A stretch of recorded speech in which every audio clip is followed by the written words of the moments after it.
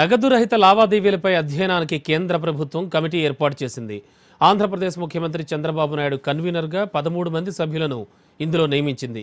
Committee సభ్యులుగా ఒడిషా ముఖ్యమంత్రి Naveen Patnaik, Madhya Pradesh CM Shivraj Singh Chouhan, Maharashtra chief minister Devendra Fadnavis, Puducherry CM Narayanaswamy, NITI Aayog CEO Amitabh Kanth సభ్యులుగా ఉన్నారు.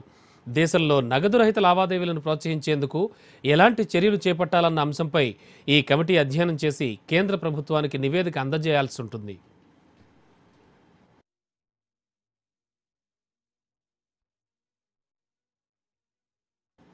నగదు రహిత లావాదేవీలపై అధ్యయనానికి కేంద్ర ప్రభుత్వం కమిటీ ఏర్పాటు చేసింది. ఆంధ్రప్రదేశ్ ముఖ్యమంత్రి చంద్రబాబు నాయుడు కన్వీనర్గా 13 మంది సభ్యులను ఇందులో నియమించింది. కమిటీ సభ్యులుగా ఒడిషా ముఖ్యమంత్రి Naveen Patnaik, Madhya Pradesh CM Shivraj Singh Chouhan, Maharashtra chief minister Devendra Fadnavis, Puducherry CM Narayanaswamy, NITI Aayog CEO Amitabh Kanth సభ్యులుగా ఉన్నారు.